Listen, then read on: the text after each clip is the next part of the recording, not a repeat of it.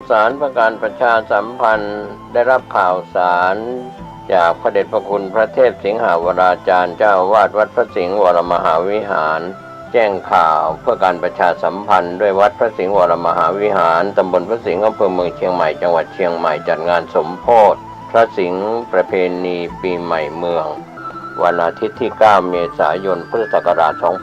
2566 เวลา 17 นาฬิกา ณ มณฑลพิธีพระวิหารลายคำวัดพระสิงห์วรมหาวิหารตำบลพระสิงห์อำเภอเมืองเชียงใหม่จังหวัดเชียงใหม่ก็เป็น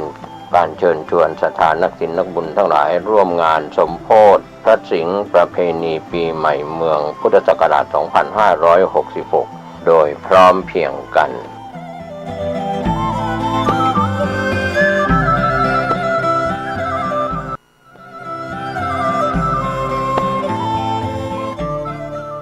สมเด็จพระกนิษฐาธิราชเจ้ากรมสมเด็จพระเทพรัตนราชสุดาสยามบรมราชกุมารีทรงพระกรุณาโปรดพระราชทานผ้าไตรและน้ำสงฆ์องค์อนุสาวรีย์พระครูบาศรีวิชัยองค์สถาปนาวัดศรีโสดาครบ 88 ปีในงานประเพณีปีใหม่เมืองประจำปีพุทธศักราช 2566 ณ ลานอนุสาวรีย์พระครูบาศรีวิชัยห้วยแก้วตรงกับวันที่ 17 เมษายน พุทธศักราช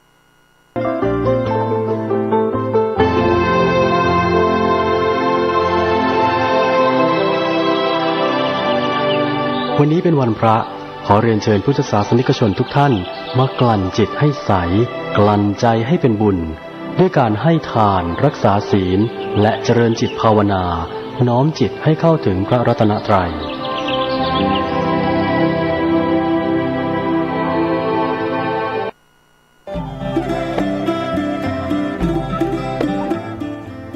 ข่าวสารประการประชาสัมพันธ์ได้รับข่าวสารจากพระเดชพระคุณพระเทพสิงหาวราจารย์เจ้าอาวาสวัดพระสิงห์วรมหาวิหารแจ้งข่าวเพื่อการประชาสัมพันธ์ด้วยวัดพระสิงห์วรมหาวิหารตำบลพระสิงห์อำเภอเมืองเชียงใหม่จังหวัดเชียงใหม่จัดงานสมโภชพระสิงห์ประเพณีปีใหม่เมืองวันอาทิตย์ที่ 9 เมษายน พุทธศักราช 2566 เวลา 17 นาฬิกา ณ มณฑลพิธีพระวิหารลายคำวัดพระสิงห์วรมหาวิหารตำบลพระสิงห์อำเภอเมืองเชียงใหม่จังหวัดเชียงใหม่ก็เป็นการเชิญชวนศรัทธานักศิลป์นักบุญทั้งหลายร่วมงานสมโภชพระสิงห์ประเพณีปีใหม่เมืองพุทธศักราช 2566 โดยพร้อมเพรียงกัน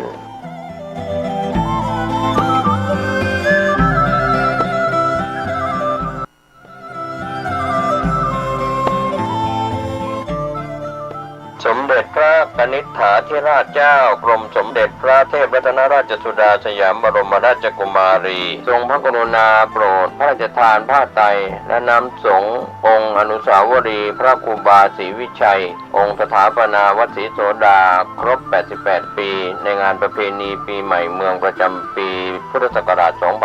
2566 ณ ลานอนุสาวรีย์พระครูบาศรีวิชัยห้วยแก้วตรงกับวันที่ 17 เมษายน พุทธศักราช 2566 ขอเชิญท่านสาธุชนร่วมพิธีเวลา 17 นาฬิการ่วมงานนี้โดยพร้อมเพรียงกัน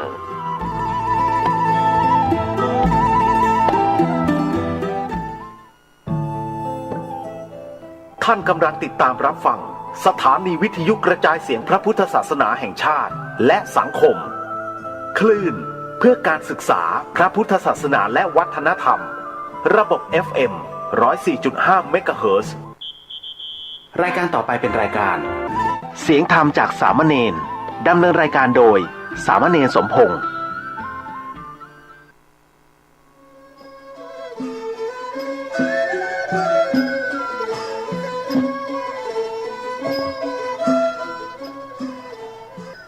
ท่านโลกนี้มีธรรม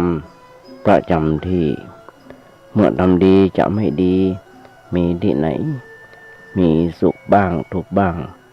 ช่างประไรเป็นวิสัยของมนุษย์ปุถุชนขอกราบไหว้สาครูบาอาจารย์ทุกท่านขอเจริญพรศรัทธาญาติโยมผู้ใฝ่ในศีลในธรรมทั้งหลายมาแล้วมาแหมแล้วรายการเสียงธรรมจากในน้อยจังเดือจากวัดประแดง ทั้งนี้โดยการนำของท่านพระครูโคสิตปริยัติยาภรณ์เจ้าวัดวัดประแดงเจ้าคณะตำบลสุเทพเขตหนึ่งเป็นประจำทุกวันพุธจาก 10 โมงจนถึง 11 โมงโดยประมาณดำเนินรายการโดยธรรมภาพสามเณรสมพงษ์นั่งจัดรายการอยู่ที่วัดประแดงเสียงมายังสถานีวิทยุ FM 104.5 ของวัดไฟหินตั้งวัดไฟหินก็มีท่านพระครูสมุวิศวัตรวรกิจโจในสถานีเจ้าอธิการผู้เมตตาธรรมภาพได้มีโอกาสฝึกมีโอกาสหัดในการน้อมนำธรรมคำสอนองค์พระสัมมาสัมพุทธเจ้ามาโอ้มาจากญาติโยมฟังเป็นประจำทุกวันพุธตาบ่มีอย่างเหตุการณ์เกิดขาดข้องเกิดขึ้นมาเขาก็ได้พบได้ปะกันอย่างนี้เป็นประจำญาติโยมทั้งหลาย FM 104.5 ของวัดไฟหินก่อตั้งขึ้นมาโดยท่านพระครูปริยัติยานุศาสตร์เจ้าวัดวัดไฟหินอดีตและบางคนห้องชื่อกันว่ารู้จักกันในนามว่าท่านอาจารย์มหาสวัยดร.สวัยสปะที่เป็นเขาได้รู้จักกันอย่างเนี้ยญาติโยมทั้งหลายอาตมาภาพเองมีผู้ชักนำจวนเจิญคือในแจ็คหายจ้อยหรือคุณอาวุธคุณยศยิ่งแต่ก่อนเพิ่นตั้งสถานีวิทยุ FM 92.25 ตอนนี้อยู่ที่วัดประแดงของเขา เพิ่นเป็นดีเจโดยเจ้าขบาบอกจะดีตัวใดญาติโยมทั้งหลายวันนี้เป็นวันพระโดยหำซ้ำอาตมาได้มีโอกาสฝึกมีโอกาสหัดในครั้งแรกก็ท่านพระครูโคสิตปริยัติยาภรณ์เจ้าวัดมันสอนอาตมาภาพตั้งแต่วันแรกจนถึงวันนี้เป็นเวลาเกือบ20 ปีก็ว่าได้ท่านพระครูเจ้าวัดมาอยู่วัดประแดงตั้งแต่ปี42ปี43ก็เริ่มสอนอาตมาภาพได้มาเกือบ20 ปีแล้ว20 ปีก็ว่าได้เพราะฉะนั้นญาติโยมทั้งหลายถ้ามานึกถึงกรรมครูบาอาจารย์เพิ่นได้สอนได้สั่งไว้ว่าอยู่วัดจะไปอยู่บ่ได้หมั่นไหว้พระสวดโยโกฮ้องแล้วก็นำธรรมคำสอนองค์พระสัมมาสัมพุทธเจ้ามาโอ้มาจากญาติโยมฟังพ้องซึ่งในแนวอาตมาภาพนั้นมีอย่างก็กึดอย่างมีอย่างก็โอ้ไปหรือกึดอย่างได้ก็โอ้อย่างอี้ญาติโยมทั้งหลายบอกว่าจะมีอย่างนักหนาหลักเกณฑ์อย่างนักหนาป้าบ้านแต่เขาโอ้กันแบบเจ้าบ้านฟังกันง่ายๆเพราะฉะนั้นญาติโยมทั้งหลายอาตมาภาพค่ำมาจาก4 โมงมาแดงจนถึง2 ทุ่มอาตมาจะเอาเทปที่บันทึกไว้ส่งออนไลน์ไปทางโทรศัพท์ทางเมสเซนเจอร์ทางไลน์ทาง Facebook ทาง YouTube โดยเฉพาะ YouTube ญาติโยมทั้งหลายพิมพ์เข้าไปว่าเน้นน้อยสังเหลืองเขาจะได้ปะกันเมื่อใดก็ได้ทั่วประเทศทั่วโลกสถานีวิทยุ FM 104.5 ของวัดไฟหินนี่ก็เหมือนกันออนไลน์ทั่วโลกมีอย่างญาติโยมฟังได้หลายรสชาติว่าจะเป็นซอบอกว่าจะเป็นข้าวเป็นเครื่องเป็นจ้อยเป็นซออย่างต่างๆมีให้ครบถ้วนถามปัญหาตอบปัญหาอย่างต่างๆดีเจมาจัดรายการตลอด24 ชั่วโมงสับเปลี่ยนหมุนเวียนกันไปมีผู้รู้มีบัณฑิตนักปราชญ์มานั่งโอ้นั่งจ่ายญาติโยมฟังได้หลายวัดหลายวาต่างๆญาติโยมก็ฟังได้เลือกเอาเพราะฉะนั้นญาติโยมทั้งหลายอาตมาภาพได้ขยายใจความบทกลอนที่อาตมาโอ้ญาติโยมตะกี้ว่าถ้าโลกนี้มีธรรมประจำที่เมื่อทำดีจะไม่ดีมีที่ไหนมีสุขบ้างทุกบ้างจางปะใดเป็นวิสัยของมนุษย์ปุถุชนก็ขยายใจความให้ญาติโยมฟังมาก็หลายปีดีดักก็ยังมาจบเสียงกันเดียวก็มันจริงอย่างที่อาตมาว่าก็บทแบบบทกลว่าก็อาตมาคิดไว้ในใจว่ามันเป็นแบบบทกลอนที่อาตมาว่าทุกเมื่อเชื่อวันนี้คนเฮาโบราณหรือว่าท่านพระครูสังฆบริหารธรรมโนธรรมกุโนเพิ่นฝากบทกลอนไว้แต่เมื่อน่ะเจ้าอาวาสวัดสันทรายหลวงเพิ่นบอกว่าสังขารจะสะสวยต้องมันขัดสีคนจะดีต้องมันฟังเทศน์ อยากเป็นคนพิเศษต้องสร้างเหตุแห่งความดีอย่างนี้เราญาติโยมทั้งหลายเพราะฉะนั้นคนเฮาจะใหญ่จะน้อยมันเข้าวัดเข้าวาอาบน้ำฟังธรรมมันจะไปอาบน้ำนะเอาน้ำทำคำสอนองค์พระสัมมาสัมพุทธเจ้ามาอาบมาชำระล้างจิตใจของเฮาเพราะฉะนั้นญาติโยมทั้งหลายทุกเมื่อเชื่อวันสังขารเฮาจิตสะสวยมันอยู่ที่ตัวของเฮาเองแต่วิสัยของปุถุชนผู้ยังมีกิเลสเปิ้นทำดีเพียงกรรมเดียวสักพักกรรมเดียวเท่านั้นไอ้ความอยากก็เกิดขึ้นมาและความสบายในการที่มีอำนาจยั่วใจเปิ้นมันมีอำนาจแล้วก็มีเรื่อยไปต้องการมีความสบายนักแต่ก่อนอยู่บ้านน้อยบ้านหลังน้อยๆนั่งรถกันน้อยๆแต่งตัวพอประมาณพอมีอำนาจขึ้นมาสร้างบ้านใหม่มีรถกันใหญ่มีรถกันใหม่ใหญ่ราคาแพงจนสามารถเอามาสร้างโรงเรียนได้สักหลังนึงแต่งตัวโก้รู้กินของดีทุกประเภทเมียคนเก่าบัดอันสมัยเลยบอกเลิกหาใหม่คนเดียวบ่พอ2 คน3 คนรายจ่ายมันก็หนักขึ้นเงินเดือนก็ที่ประชาชนฮื้อก็บ่พอจัดหาวิธีโกงประชาชนโดยอุบายต่างๆที่ตัวนึกว่าคงบ่มีไผฮู้บ่มีไผจับได้ยับได้แต่ความลับบ่มีในโลกเราจะหันได้จากหลายๆปีที่ผ่านมาในบรรดาสอย่างต่างๆที่คดโกงเพิ่นมานึกญาติโยมทั้งหลายเพิ่นมานึกว่าตายแล้วเอาไปบ่ได้สักอย่างจะรวยเป็นพันล้านหมื่นล้านแสนล้านอย่างใดก็จ้างตายไปเอาไปบ่ได้สักอย่างแต่มาได้มาอ่านปริศนาธรรมที่เปิ้นบันทึกในงานบำเพ็ญกุศลศพของอย่างก็น่าจำบ่ได้อดีตสสอดีตนายก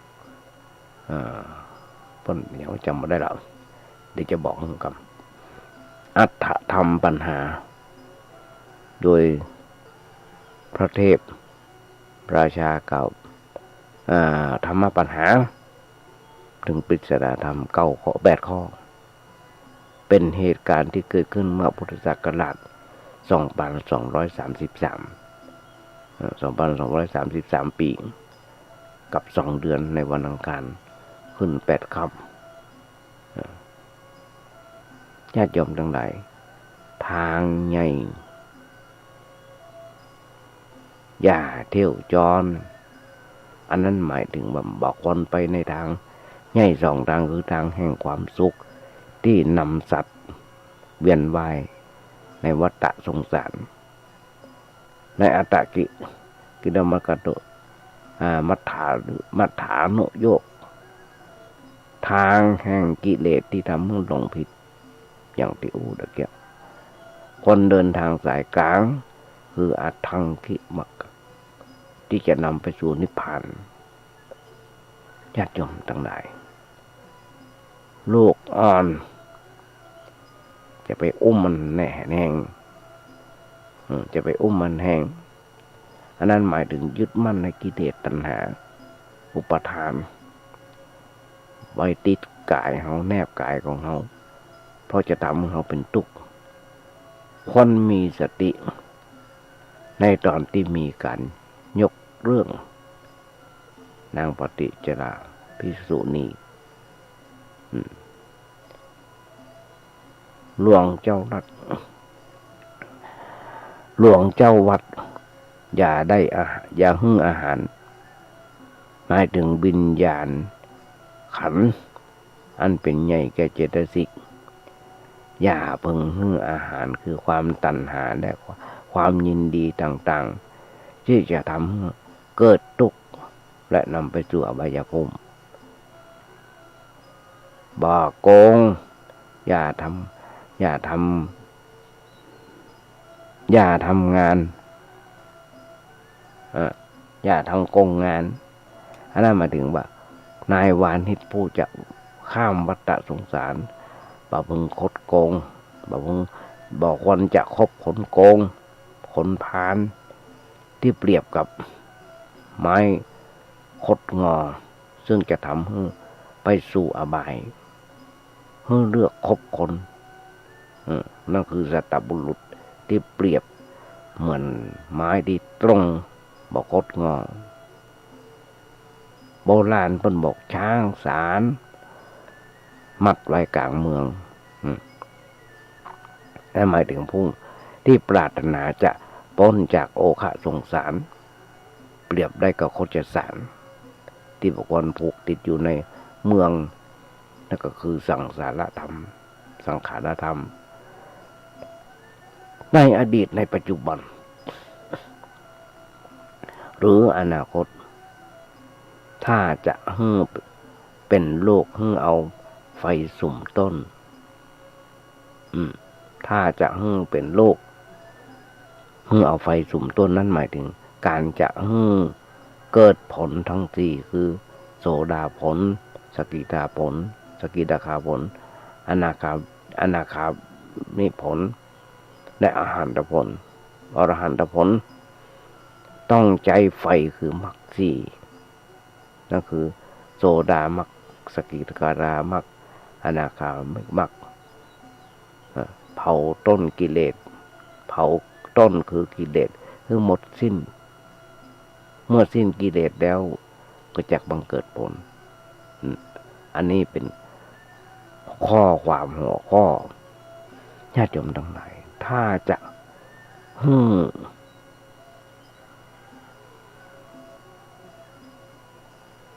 ล่มบรรทุก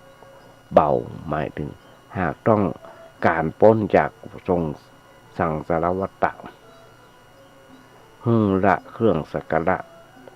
หนักคืออกุศลกรรมที่บรรทุกของเฮา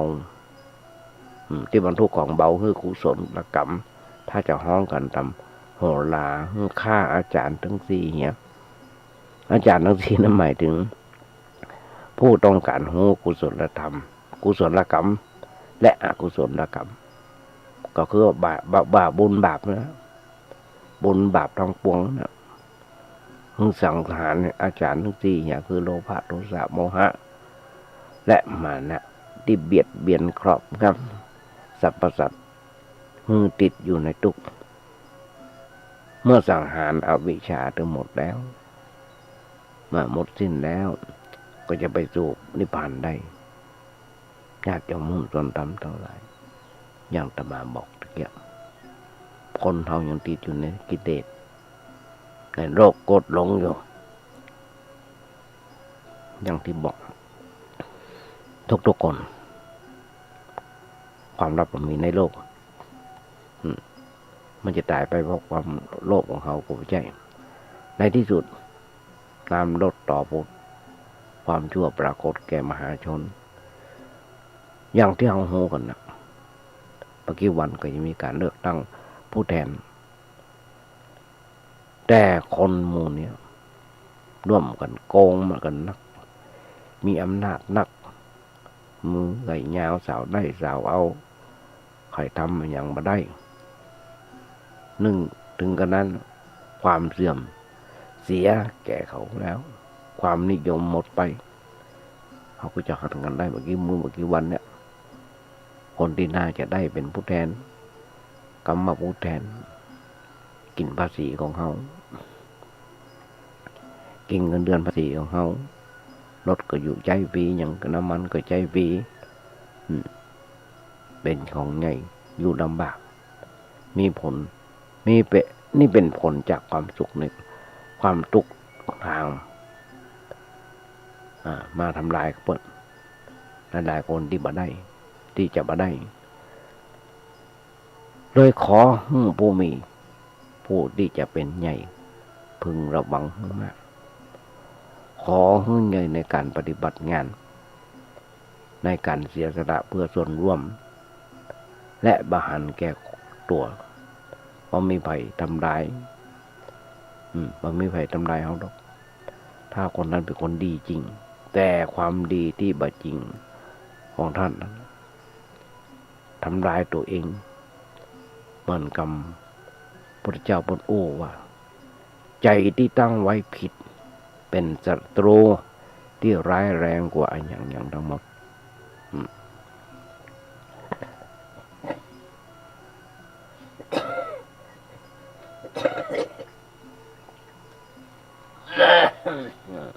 แต่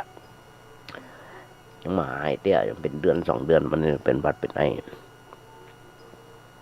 ต้องขออภัยญาติโยมทั้งหลายได้ยินเสียงทุกคนที่ญาติโยมทั้งหลายที่ควรระวังศัตรูภายในของตัวหนักสักน้อยเพราะศัตรูภายในมีโอกาสเกิดได้หนักกว่าศัตรูภายนอกศัตรูภายในนำศัตรูภายนอกมาสู้ตัวทุกๆคนและพวกท่านเปรียบเสมือนคนนูนหมอนไม้นั่นคือคนที่บ่ดื่มคนมาได้พรใน Facebook เพิ่นเขียนไว้ว่าเฮาเข้ามาเถื่อเดียวหมามันจะจำพอหันหน้าของในสองในสายหางเข้ามาเป็นคนตื่นตัวอยู่เสมอในการที่จะก้าวหน้าไปทางใดก็จ้าที่เป็นคุณแก่ตัวแก่ท่านแก่คนอื่นคนประเภทละหมอนขว้างหมอนไปหนุนหมอนอันเนาะไปหนุนหมอนที่ยัดนุ่นแขนคนที่ตัวหักใครพึงใจฟังกำอู้ที่ฉอเราะเพราะพริ้งเป็นบุคคลประเภทลืมตัวเองลืมการงานลืมหมดทุกอย่างลืมการงานลืมหมดทุกอย่างนอกจากความเมาในความสุขของตัวเองแล้วนะคนชนิดนี้เอาตัวบรอดจะต้องถึงวันล่มจมในวันใดวันหนึ่งโดยแท้อย่าจมตั้งแต่อันเนี้ยเพิ่นบอกไว้ภัยปรารถนาความเป็นใหญ่ฝากไปถึงทุกท่านที่ลงสมัครสจสคอย่างด้วยนะทุกหน่วยราชการทุกหน่วยงานทุกประเภทใครปรารถนาความเป็นใหญ่ปรารถนาเกียรติยศและชื่อเสียงปรารถนาในทรัพย์สมบัติขอให้แสวงหาสิ่งที่ตัว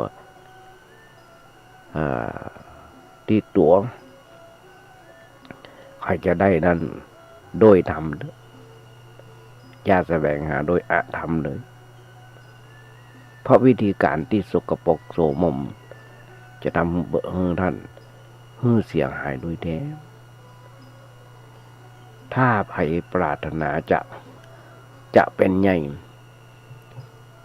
ขอทำตัวให้ใหญ่ในความดีให้มีความรู้ผิดชอบประจำใจตัวเดินตามทางที่ถูกต้องเสมอความคิดที่ผิดการกระทำที่ผิดอย่าได้เกิดแก่ท่านขอความหันแก่ประโยชน์ส่วนรวมนั่นคือประโยชน์ของประชาชนประเทศชาติบ้านเมืองจงตั้งมั่นในใจของท่านเสมออย่าได้หันแก่ประโยชน์ส่วนตัวเลยถ้าหากท่านดำรงตำแหน่งไว้ในธรรมกินอยู่และทำสิ่งที่จะทำให้ตัวสบายแต่เพียงเล็กๆน้อยๆพอสมควรที่ร่างกายพึงมีพึงได้ อย่าทำมันอย่างตามใจกิเลสเพราะกิเลสมันบ่เคยปราณีต่อไผบ่เคยทำมันอย่างไผดีขึ้นนอกจากทำลายตัวเก่าต่ออันเพราะฉะนั้นผู้ใคร่ต่อความเป็นใหญ่จงได้ทำตัวเมื่อเป็นใหญ่จริงๆเถอะใหญ่จริงๆใหญ่จริงๆนั้นมีอยู่ที่ยศถาบรรดาศักดิ์สายสะพายเหรียญตราอะไรอย่างทั้งนั้นมันไม่ใช่อยู่เยอะไม่ใช่ที่อยู่ที่ยศถาบรรดาศักดิ์สายสะพายเหรียญตราอะไรอย่างทั้งนั้นแต่อยู่ที่เปิ้นเป็นคนปกครองตัวเองได้บังคับตัวเองไว้เดินไปในทางธรรมเสมอบ่ยอมให้อธรรมเขาครอบงำตัวเป็นอันขาดคนแบบนี้เป็นคนใหญ่และใหญ่ได้นานใหญ่ได้นานได้เมินตามความดีนะเพราะความดีรักษาญาติโยมหุ้นส่วนธรรมทั้งหลายเจ้าไต่เจ้าพุทธทั้งหลายตื่นเถอะตื่นได้แล้วเมื่อกี้วันก็มีการเลือกตั้งละอย่าเมาหลับสบายทำเพื่อมาเป็นคนไทยกันเลยประเทศชาติบ้านเมืองของเรายังบ่ดีปองยังบ่ก้าวหน้าปองช่วยกันตื่นและมื่นตากว้างๆมื่นตากว้างๆพอออกไปทางหน้ามือไกลแล้วขอทำกิจการทำกันเถอะขอได้ส่งของใจไม้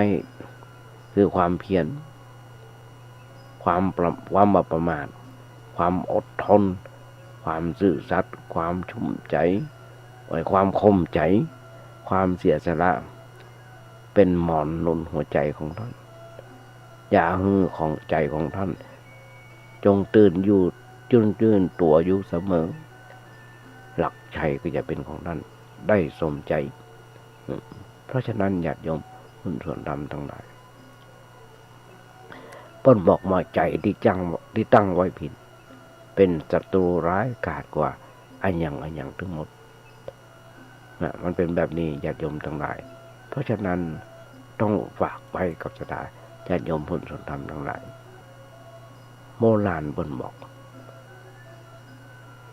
คิดอยู่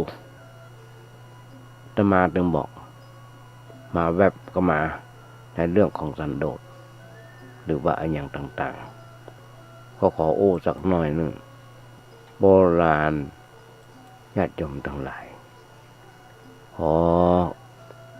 มีหลายครั้งที่อาตมาได้อ่านก็ได้ก็ฝากไว้เลยตอนนี้ไปหันหลายๆครั้งไปมาหลายๆเตื้อไปอ่านแล้วมันน่าสนใจก็เลยเอาเจ้าว่าญาติโยมทั้งหลายตอนใกล้ตายไม่มีความรู้สึกอย่างใดอาการของการตายที่คนอื่นได้ศึกษาหรือว่าเคยได้อู้กันกับคนมีประสบการณ์ใกล้ตายมันเป็นแบบใดมีหลายคนที่นั่งอู้ระจำได้คลับคล้ายกับข่าวในทีวีที่เปิ้นตายไป4 วัน 5 วัน 10 วันเดือนก็มีโรงพยาบาลมาตรวจเอาแล้วก็มีนะอย่างเช่นคุณหัตชาณบางช้างเปิ้นเคยค้นคว้าเปิ้นเลยเอามาเขียนเปิ้นบอกว่าภาระหลังความตายเปิ้นก็เล่าเป็นกระบวนการตายในระยะต่างๆมันเป็นแบบใด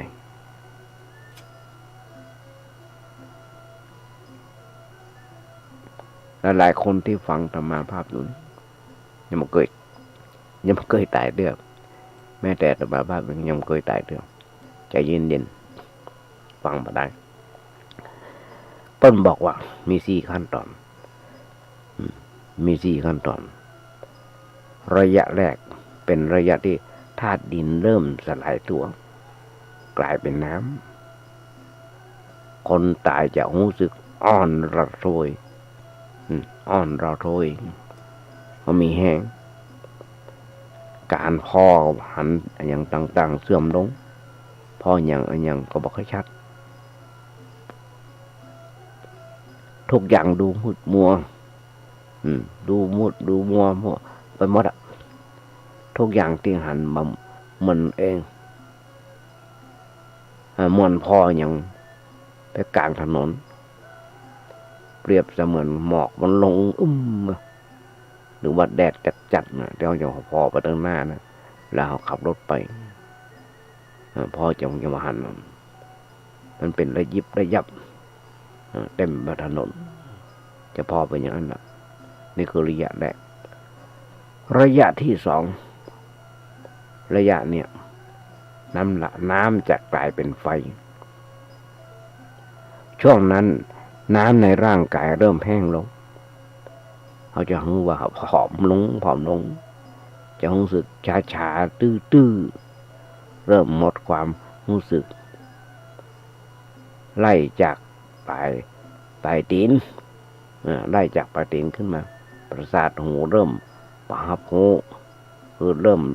ได้ยินเสียงอะไรอย่างพอไปตรงใดก็หันแต่หมอกแต่ควันอันนี้ระยะที่2ระยะที่3ระยะเนี่ยญาติโยมทั้งหลายไฟเปลี่ยนหมดไฟเปลี่ยนเป็นลมไฟเปลี่ยนเป็นลม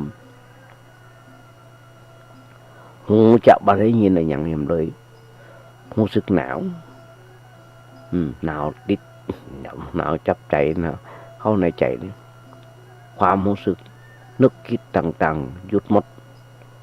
ลมหายใจก็อ่อนลงหูดังเริ่มบ่ได้รับกลิ่นอย่างละบ่ได้ครับรู้จักกลิ่นบ่ได้รับกลิ่นอย่างละใครจะมาตดอยู่ใกล้ๆกับบ่ได้ยินบ่ได้หันบ่ได้ทราบละ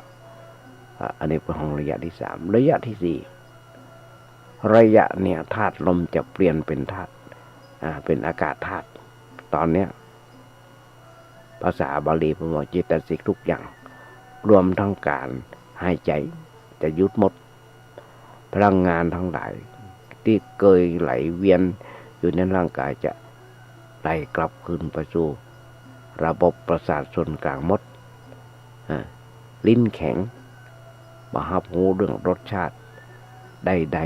ๆความรู้สึกสัมผัสไปหมดความรู้สึกอยากอันนั้นอยากอันนี้สิ่งต่างๆที่เคยมีก็หมดไปมีความรู้สึกเหมือนอยู่กับแสงเทียนที่กำลังลุกโซ่อยู่ด้านน่ะญาติโยมทั้งหลายอันนี้คือ4ระยะของการตายป้นบอกว่าตอนนี้แหละในทางวิทยาศาสตร์แพทย์เบิ้ลจะประกาศว่าผู้ป่วยในความดูแลของเบิ้ลถึงแก่กรรมแล้วนั่นก็คือจุดเวทนาทั้งหมดดับไปสมองและระบบไหลเวียนต่างๆของร่างกายหยุดทำงานหมดก็คือแปลว่ารูปและนามหรือว่าเบญจขันธ์ตายไปแล้วก็ต้องถอยต้องถกกันไปต่อว่าถ้าเราเชื่อว่าวิญญาณยังอยู่ต่อเมื่อร่างกายสลายไปจะมาอยู่ที่ไหนอย่างไรต่อไปจะไปอยู่ที่ไหนอย่างไรต่อไปอ่านปะแฮมแรงนึงแฮมแรงเรื่องนั่นคือลักษณะการตายแนวคิดแบบเช่นแบบเซนไม่ใช่เช่นเซนนิกายเซนที่คุณโชดช่วงหน้าดอน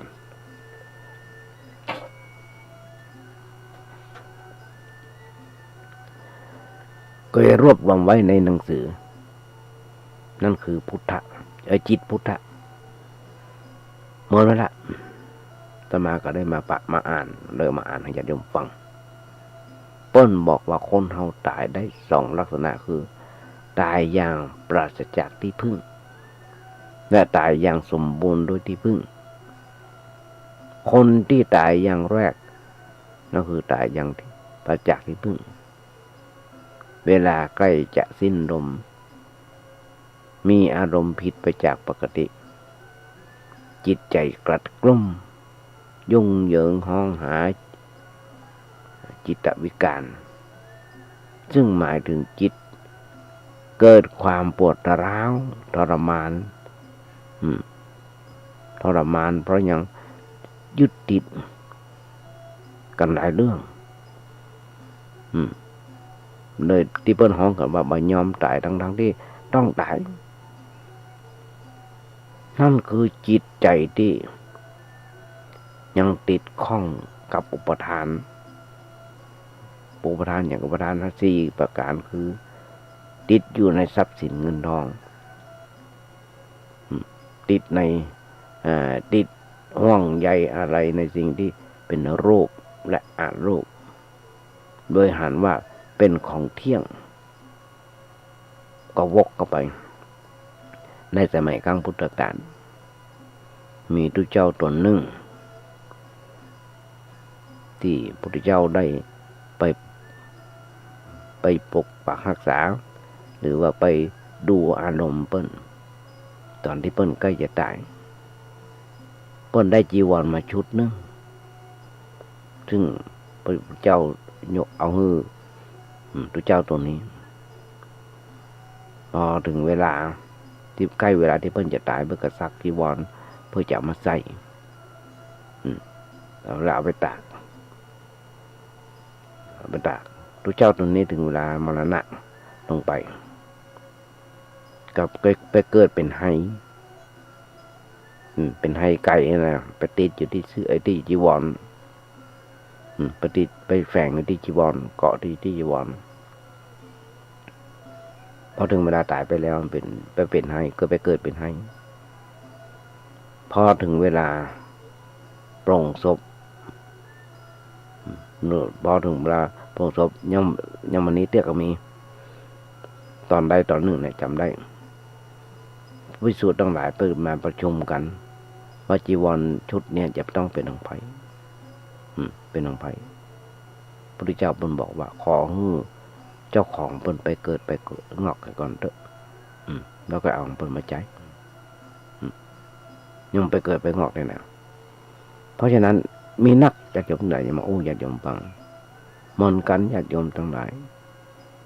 ติดอยู่ในทรัพย์สินเงินทองบางคนมันยังเพิ่นว่าไม่เป็นผู้สวมเฝ้าทรัพย์มาเฝ้าทรัพย์เป็นหน้าที่ของเพิ่นเฝ้าทรัพย์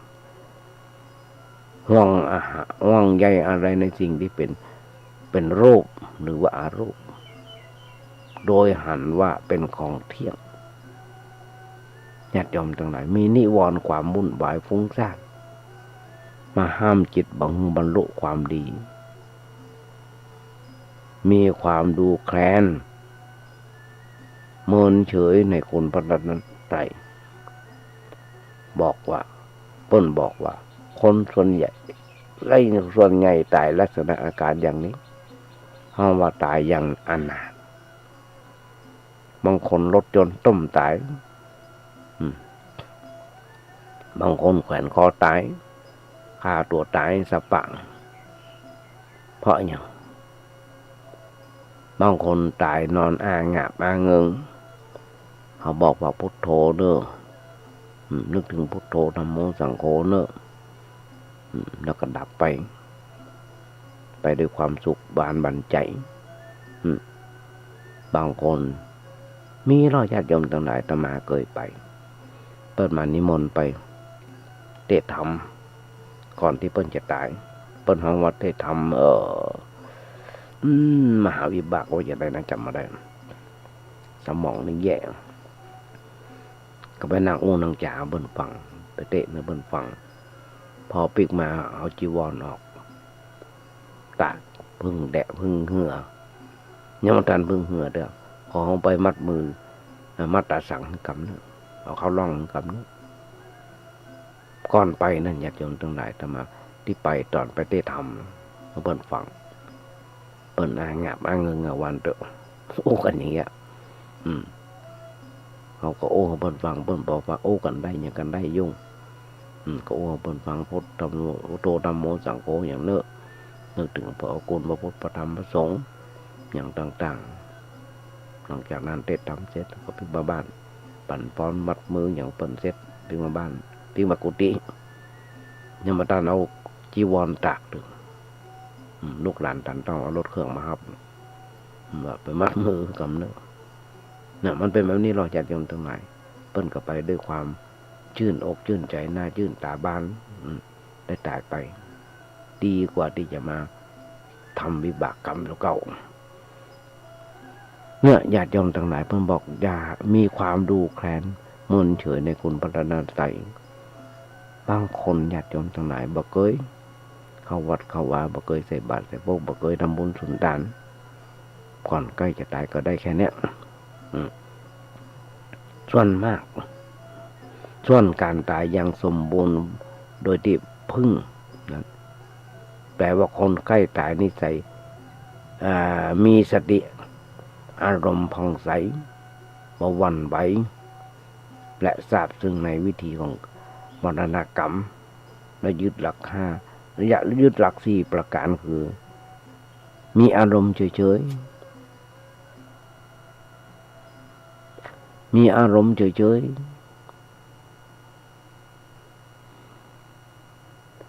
ทราบซึ่งถึงกฎธรรมดาของแห่งความตายทราบซึ่งถึงสภาพการจริงในโลกของความบ่เที่ยงบ่เป็นแก่นสารและเลิกถึงกุศลกรรมที่ได้ผ่านมาในชีวิตและเกิดปิติปราบปลื้มยึดมั่นเอาคุณพระรัตนตรัยเป็นที่พึ่งอยู่ตลอดเวลาจนสิ้นลมหายใจเพราะเหตุนี้แหละญาติโยมทั้งหลายจึงหันว่าการฝึกตายก่อนตายอย่างหลวงพ่อพุทธทาสว่าไว้ตายก่อนตายหลวงพ่อหลวงปู่ครูบาอาจารย์โดยเฉพาะหลวงพ่อหลวงพ่ออย่างก็เนี่ยสุรศักดิ์พ่อหลวงพ่อสุรศักดิ์เข็มมรังสีเปิ้นเคยสอนเอาไว้เป็นเรื่องที่ประเสริฐสุดแล้วแต่คนส่วนใหญ่กลัวตายแม้จะถึงคำว่าตายก็ห้ามบ่ได้เพราะถือว่าเป็นการแช่งเป็นการแจ้งทั้งที่บ่มีไผหนีความตายได้เลยแม้แต่คนเดียวการเฮียนโหมรณาอุปายะหรือว่าฝึกตายก่อนตายนั่นถึงหมายถึงเรื่องเป็นเรื่องสำคัญหลวงพ่อพุทธทาสหลวงพ่อปัญญาอยู่วัดอุโมงค์สวนพุทธธรรมมาก่อนอย่างอาตมาเคยญาติโยมฟังมีร้านหนังสือขายอยู่ที่ในวัดอุโมงค์ซื้อเองขายเองอาตมาได้รับแจกมาได้ซื้อมาบ้องได้รับแจกจากครูบาอาจารย์หลายท่านตอนไปเรียนหนังสือที่นั่นโดยเฉพาะท่านพระครูสมุปุณเลิศท่านพระนั่นพระครูจรินหลวงพ่อว่า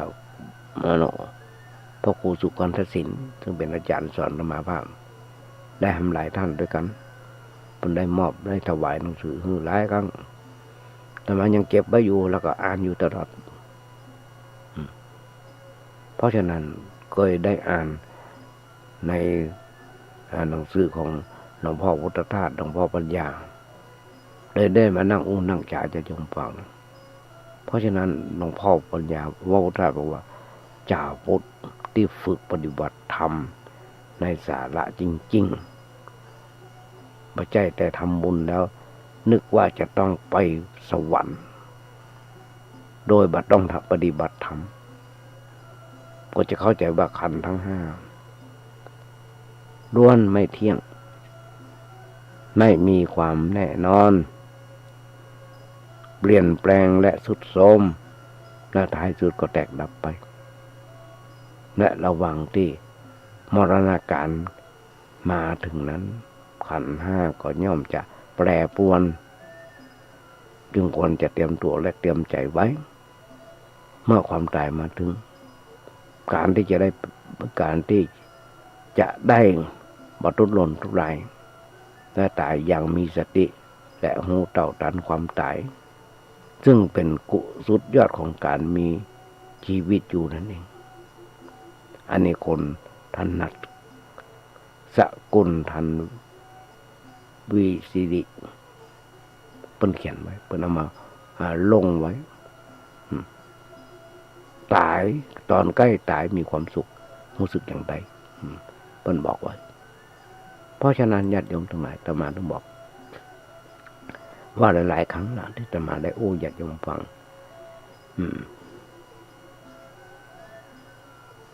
เพราะฉะนั้นมีหลายอย่างหลายอันเพราะฉะนั้นสำหรับวันนี้ญาติโยมทั้งหลายมีหำนักที่จะญาติโยมฟัง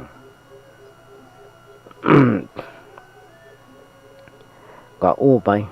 ยันมาก็ถึงบอกกึดอย่างไรก็จะญาติโยมฟัง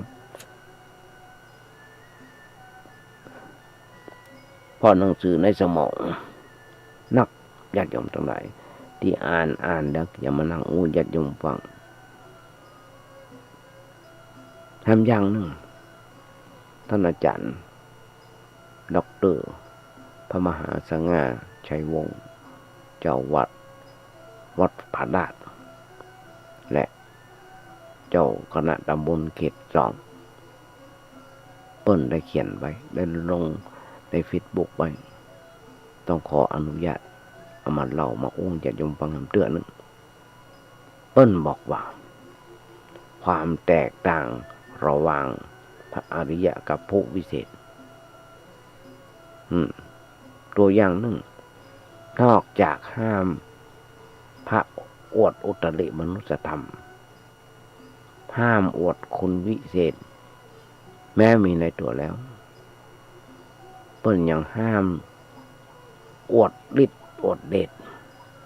ห้ามแสดงอิทธิปาฏิหาริย์เปิ้นห้ามหมดพระได้ปาฏิหาริย์ได้ฤทธิ์แล้วเอามาอวดเอามาแสดง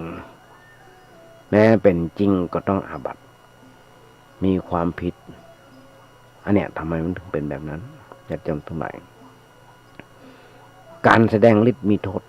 กี่อย่างก็คล้ายๆกับการอวดอุตริมนุสธรรมเหมือนกันนั่นแหละแต่มีแง่มุมบางอย่างแปลกไปพ้องที่คล้ายกันกับกันย่อๆที่แปลกไปก็จะขยายออกไปข้างนอกหวังดูดความสนใจไปรวมอยู่ที่บุคคลนั้นประชาชนเลยบ่เอาใจใส่ส่งว่าเป็นอันอย่างเป็นอย่างใดมีอันอย่างมากระทบกระเทือนก็บ่เอาใจใส่อย่างบักกี้วันที่ผ่านมาญาติโยมทั้งหลายมีทุกเจ้าตนหนึ่งกับแม่ชีเห็นพ้นไปนั่งเหมือนกับไปประท้วงสงครามโลกครั้งที่3ที่หน้าสถานทูตเยอรมันเป็นเดือนเป็นปีเป็นสิ่งที่น่าแปลกใจญาติโยมทั้งหลายอันเนี้ยไปทำในสิ่งที่บ่ถูกบ่ต้อง2การมีฤทธิ์เป็นคนละเรื่องกับการหมดกิเลสพระมีฤทธิ์ก็จำเป็นต้องหมดกิเลสและพระที่หมดกิเลสก็ไม่จำเป็นต้องมีฤทธิ์ผู้มีฤทธิ์บางทีก็ยังมีกิเลส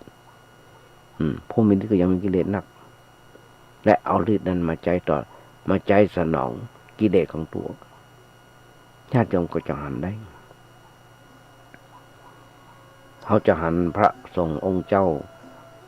ที่เป็นผู้หลักผู้ใหญ่ในประเทศไทยของเราเปิ้นมีฤทธิ์แต่เปิ้นบ่ได้แสดง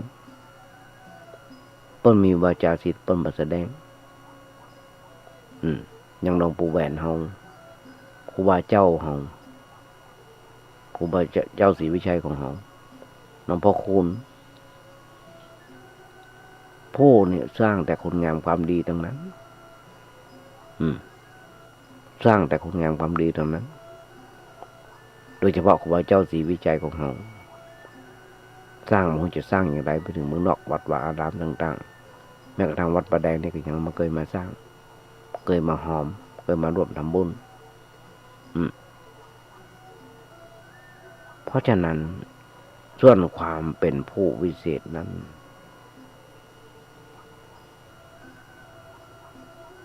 เฮาจะพอกันไปที่การมีฤทธิ์มีอิทธิฤทธิ์ปฏิหารเล่าหนหายตัวได้บันดาลอะไรอย่างต่างๆได้มีอำนาจจิตแรงกล้าร่วงรู้วาระจิตของคนอื่นหายใจทายใจคนอื่นได้ก็ย้อนรอยต่อยความไปถึงองค์พระสัมมาสัมพุทธเจ้าของเราในครั้งหนึ่งที่นั่งบำเพ็ญอยู่นึกถึงเข้าข่ายวันนี้พวกวันนี้เข้าข่ายว่าจะมีคนคนหนึ่งที่จะปิตุฆาตนั่นคือฆ่าแม่ตัวเก่าฆ่าแม่ตัวเก่านั่นคือองคุลิมานอหิงสกะพระเจ้าหูก็ไปห้ามทับเอากันง่ายๆไปห้ามทับเมื่อองคุลิมานหันพระพุทธเจ้าเปลี่ยนจากแม่มาเป็นพระพุทธเจ้าจะมาฆ่าพระพุทธเจ้าพระเจ้าไม่ได้แสดงอิทธิฤทธิปฏิหารอะไรอย่างหรอกก็เดินอยู่เฉยๆองค์นิมานก็ไล่ด้วยก้นหยุดก่อนนายสมณะหยุดก่อนพระพุทธเจ้าบอกว่าเขาหยุดแล้วแต่ท่านยังไม่หยุดแปลกใจหรอกองค์นิมานซึ่งบ่เคยได้ยินกรรมนี้บ่เคยได้ยินกรรมนี้ทุกคนที่ผ่านมาที่เปิ้นฆ่านะต้องยอมเปิ้นหนีโดยที่เปิ้นไล่ฆ่าไล่ฟันแต่ได้ยินกรรมพระพุทธเจ้าว่าเขาหยุดแล้วแต่ท่านยังไม่หยุดได้ยินแค่หนึ่งก็หยุดพระพุทธเจ้าก็หยุดต่อหน้าก็ใต้ถามกันสนทนากันคือหยุดทำความชั่วเขาหยุดแล้วและท่านยังมาหยุดเตือนในนั้นทำความชั่วในที่สุดองค์คุลิมานถวายตัวเป็นลูกศิษย์ขอบวชอยู่ในพุทธศาสนาญาติโยมอย่าไปกึศนะว่าคนทำบาปทำกรรมอย่างองค์คุลิมานบวชเข้ามาบวชได้อนุตตรสัมมาสัมโพธิญาณหรือว่าเป็นพระอรหันต์ได้ไม่ใช่นะนั่นบุญเก่าเพิ่นแล้วตอนที่ผ่านมานั้นเป็นกรรมหลงเป็นความหลงของเพิ่นหลงอย่างญาติโยมทั้งหลายองค์คุลิมานหลงไปเชื่ออาจารย์ที่สั่งสอนเพิ่นบดีไปสั่งสอนเพิ่นบดีไปสอนในทางที่บดีอาจารย์ก็เหมือนกันไปเชื่อกรรมสนซ่อของลูกศิษย์ลูกหาต่างๆหาว่าองค์คุลิมานนี่จะไปเป็นจู้กับเมียตัวเก่าก็เลยออกอุบายเมื่อองค์คุลิมานไปหานิ้วมาพันนิ้วเพื่อจะมาเฮียนแลกเอากับเฮียนวิชาเป็นกาโคมาเฮียนวิชาห่อเหินเดินอากาศได้ก็เลยเชื่อเปิ้นก็เลยไล่ฆ่าตัดเอานิ้วมาห้อยคอเพราะฉะนั้นนี่แหละความหลงของคนเฮาโบราณเปิ้นบอกว่าหลงตัวลืมตายหลงกายลืมแก่หลงผัวหลงเมียลืมพ่อลืมแม่มันเป็นแบบนั้นจริงๆญาติโยมทั้งหลายทุกเมื่อเช้าวันฆ่ากันตายอย่างทุกวันมีหนึ่งแค่แหมสองขี่เหียน้ำนองช่างตายลดความฆ่าเพิ่นตายผัวฆ่าเมียฆ่าผัว ผัวข้าวใจข้าจูข้าอย่างโอ้สะปะอ่านข่าวถึงวันญาติโยมทั้งหลายพอเถอะเพราะฉะนั้นความหลงอย่างที่บอกเพราะมีความสามารถที่จะทำความชั่วได้นักกว่าความคนชั่วที่บ่มีฤทธิ์จะหันได้จากตัวอย่างในอดีตเช่นพระเทวทัตพระเทวทัตนี่ก็เหมือนกันคล้ายๆกันกับองคุลิมานในปัจจุบันจะมีความสับสนในเรื่องของพระอริยะกับผู้พิเศษชักจะมีความสับสนนักขึ้นในการเอาความเป็นพระอริยะกับความเป็นพระผู้วิเศษปะสู้กันที่หนักกว่านั้นนี่ก็คือเอาความขลังศักดิ์สิทธิ์หรือความมีฤทธิ์มาเป็นเครื่องกำหนดความเป็นอรหันต์ความเป็นพระอรหันต์พอหันหรือว่าได้ยินว่าพระเจ้าตนใดมีฤทธิ์ขลังก็ว่ามันเป็นพระอรหันต์อันเนี้ยก็จากการบ่ฮู้หลักพุทธศาสนาชาวพุทธควรจะต้องเรียนรู้หลักพุทธศาสนาหนักกันขึ้นก่อนที่จะเปลี่ยนพุทธศาสนาไปเป็นลัทธิผู้วิเศษโดยบ่ฮู้ตัวญาติโยมก็ลองคิดกันดูยังมีอยู่หน่วยราชการสามารถจะจัดการอย่างไรญาติโยมอยากจะรู้ธรรมอยากจะรู้ในด้านเจริญสมาธิปัญญาอย่างต่างๆตำบลสุเทพมีหลายวัดหลายบ้างอย่างเช่นวัดตะโปธารามลำเปิงส่วนพุทธธรรมวัดอุโมงค์ส่วนวัดน้อยนักหนาญาติโยมทั้งหลายนี่เฉพาะตำบลสุเทพของเรา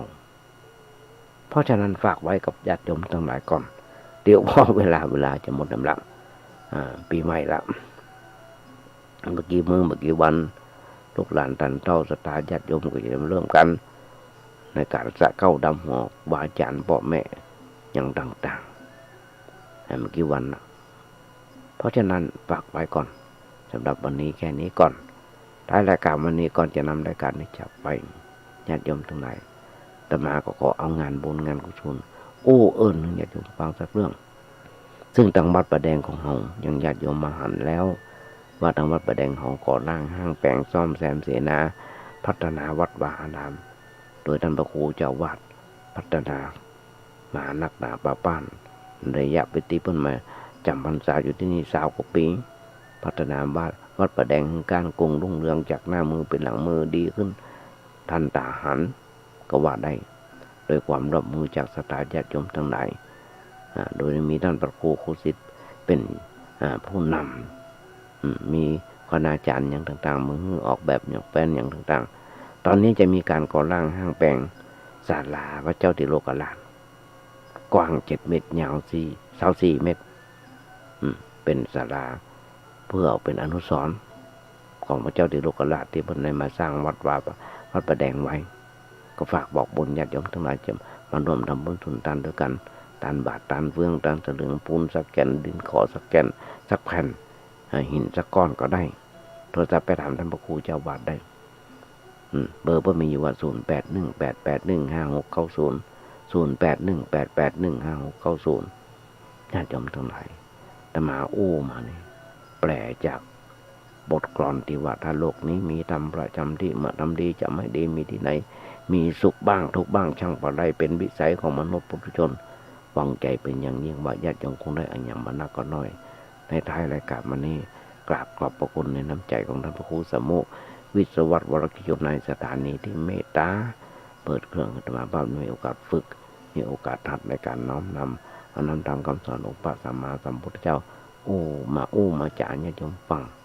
มีอย่างผิดขาดตกบกพร่องอย่างไรก็มาติชมกันได้โดยเฉพาะครูบาอาจารย์ที่จะมาส่งเทพพึ่งถึงวัน ญาติโยมผู้บัณฑิตนักปราชญ์ก็ดีอันใดที่ผิดที่ถูกก็คอมเมนต์เข้ามาได้ในเบอร์โทรศัพท์ก็ได้ในไลน์ในเฟซบุ๊กก็ได้ฝากไว้กับสถานญาติโยมทั้งหลายโดยท้ายรายการวันนี้หวังใจเป็นอย่างยิ่งว่าวันนี้เป็นวันอาจจะเป็นวันครบรอบวันเกิดของใครคนใดคนหนึ่งขอญาติโยมทั้งหลายขอมีความสุขมีความเจริญคิดสิ่งหนึ่งสิ่งใดสมความมุ่งมั่นปรารถนาขอญาติโยมอย่าเจ็บอย่าไข้กันเลยขอเจริญพร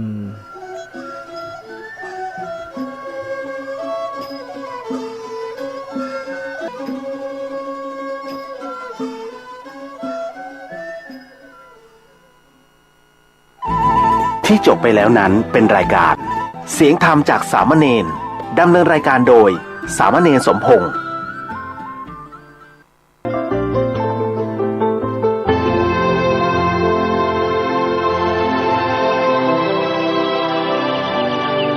วันนี้เป็นวันพระขอเรียนเชิญพุทธศาสนิกชนทุกท่านมากลั่นจิตให้ใสกลั่นใจให้เป็นบุญด้วยการให้ทานรักษาศีลและเจริญจิตภาวนาน้อมจิตให้เข้าถึงพระรัตนตรัย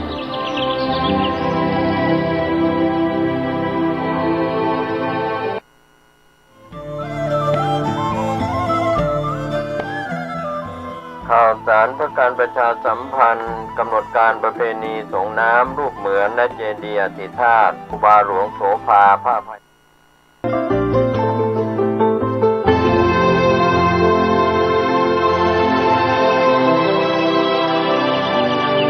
วันนี้เป็นวันพระ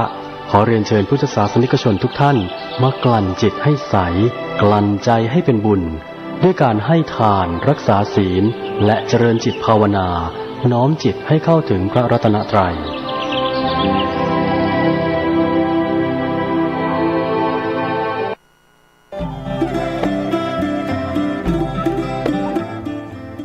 ข่าวสารประการประชาสัมพันธ์ได้รับข่าวสารจากพระเดชพระคุณพระเทพสิงหาวราจารย์เจ้าอาวาสวัดพระสิงห์วรมหาวิหาร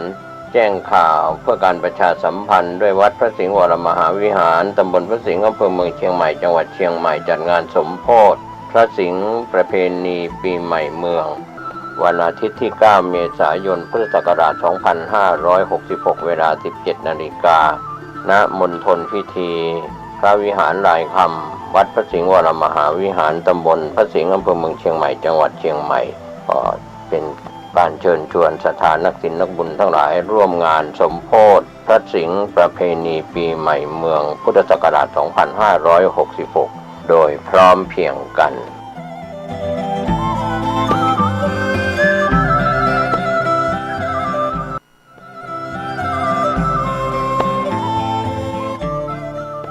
สมเด็จพระกนิษฐาธิราชเจ้ากรมสมเด็จพระเทพรัตนราช